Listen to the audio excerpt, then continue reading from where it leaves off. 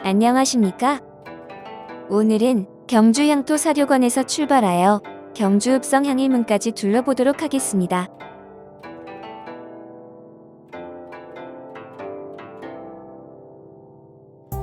경주 향토사료관에서 동쪽으로 조금만 걸어가면 사거리에 노란색 페인트가 인상적인 유럽 양식의 고풍스러운 옛 야마구치 병원 건물이 나타납니다.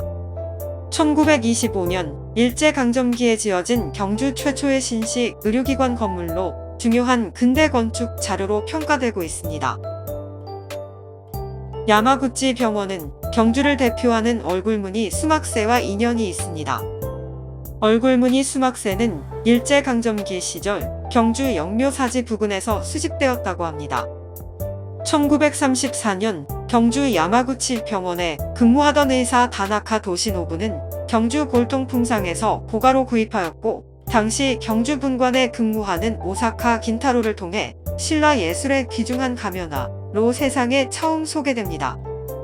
1972년 다나카 도시노부는 경주 박물관을 방문하여 얼굴무늬 수막새를 무상으로 기증해 주었습니다.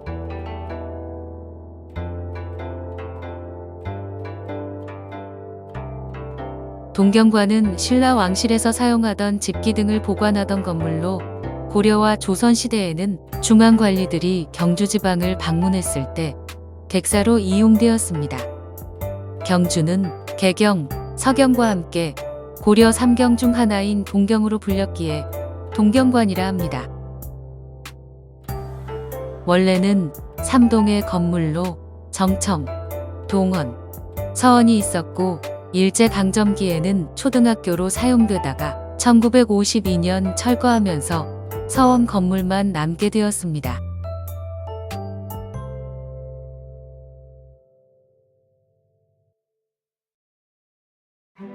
전라북도 전주에 가면 태조의 어진을 모시고 있는 경기전이라는 이름의 진전을 볼 수 있습니다. 조선 초기까지 태조의 어진은 전주, 경주, 개성, 평양, 영흥 5곳에 있었습니다. 이 장소들은 옛 도읍이었거나 태조의 탄생지와 본향입니다. 이곳은 조선 태조 이성계의 초상화인 어진을 봉안하기 위해 지은 전각으로 어윤전으로 불리다가 세종 때부터 집경전이라 불립니다. 집경전국이도는 집경전의 예터를 그린 그림이라는 뜻입니다. 예터라고 한 이유는 현재 남아있지 않기 때문입니다. 집경전은 임진왜란 때 소실되었습니다. 그 안에 모셔져 있던 태조 어진은 경상도 각지로 옮겨지며 지켜졌습니다. 이후 강릉에 집경전을 짓고 봉안을 했지만 1631년 화재로 인해 어진과 전각이 모두 소실되었습니다. 그 뒤로 경주의 집경전은 다시 세워지지 못했지만 경조 22년인 1798년 이곳이 집경전이 있었던 곳임을 알려주는 정조 임금의 친필 집경전국이 문구가 새겨진 비석이 세워졌습니다. 집경전국이도는 글과 그림이 함께 묶여있는 첩입니다. 첩을 펼쳐보면 먼저 집경전의 내력이 소개되고 접힌 면을 펼치면 경주읍내전도와 집경전국이도 무상의 그림이 이어집니다. 집경전국이도를 확대해보면 신성원 구역임을 나타내는 홍살문부터 시작합니다.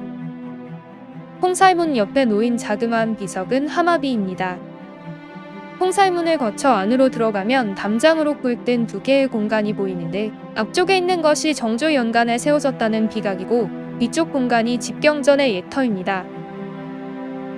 집경전 터를 보면 여러 개의 둥그런 돌들이 자리를 잡고 있고 그 사이에 집경전국이라고 쓰여 있습니다. 이 돌들은 집경전의 주춧돌입니다. 임진왜란으로 소실되기 전까지 이 주춧돌 위에 전각이 세워져 있었고 전각 안에 태조의 어진을 모셨던 것입니다. 집경전 터 바로 뒤쪽으로는 낯선 형태의 구조물이 있습니다. 마치 터널처럼 보이기도 하는 석조물입니다. 크기가 함께 표시되어 있는데 길이가 21척이고 높이가 7척입니다.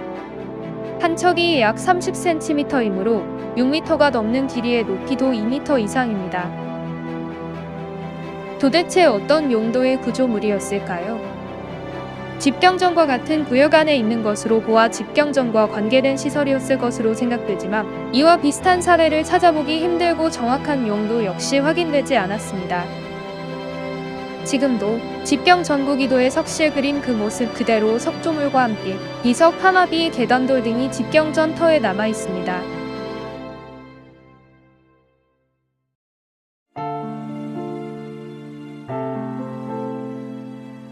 (1920년) 일제강점기 시절에 일본인이 촬영한 집경전 터 사진에서는 홍살문과 전각을 볼 수 있습니다.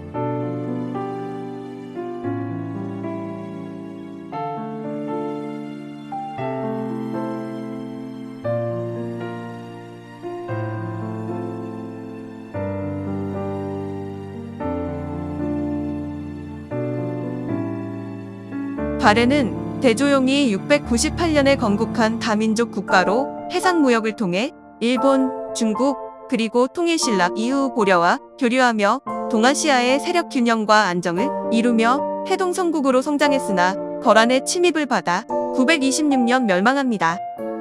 이후 발해에 거주하던 동여진족은 해적이 되어 해로를 이용해 고려와 일본 해안가 마을을 약탈합니다. 동여진 해적이 경주를 점령하고 약탈하는 사태가 벌어지자 고려 현종 3년인 1012년에 토성을 쌓았고 조선 세종대의 석성으로 개축한 것입니다. 임진왜란 때 화재로 허물어졌다가 조선 인조 때 보수하였습니다. 경주읍성에는 사대문이 있었는데 1669년에 간행된 동경잡기, 조선 정조대 중기에 편찬된 경주부읍지, 1933년 일제강점기 때 간행된 동경통지에 의하면 동문을 향일문, 서문을 망미문, 남문을 진예문, 북문을 공진문이라 합니다. 경주읍성을 묘사한 지도로는 경주읍지, 경주도에 부성도, 부기도, 경주읍 내전도가 있습니다. 경주읍성은 전형적인 조선시대 읍성 구조로 성벽 외곽에 너비 약 3m의 해자를 만들었으나 도시 근대화 과정에서 성벽 대부분은 헐리어 사라졌고 해자는 자동차 도로가 되었습니다.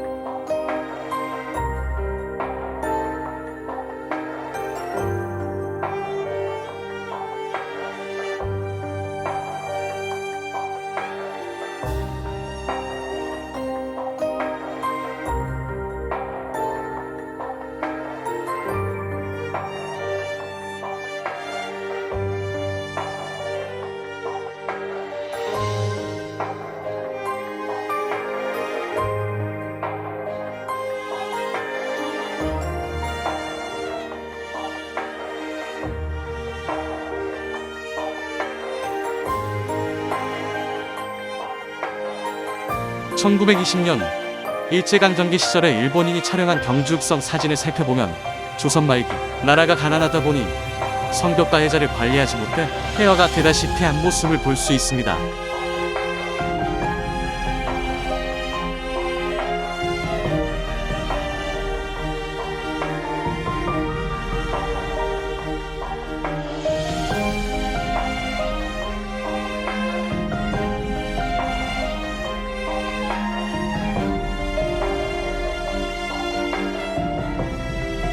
수고하셨습니다.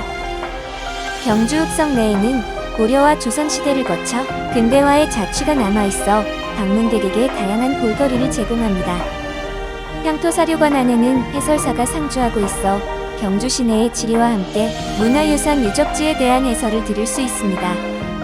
가족들과 함께 해설사의 설명을 들은 후 경주읍성 추억 팜플렛 지도를 따라 야마구치 병원 동경관 집경전터 경주읍성을 방문해 보시기 바랍니다.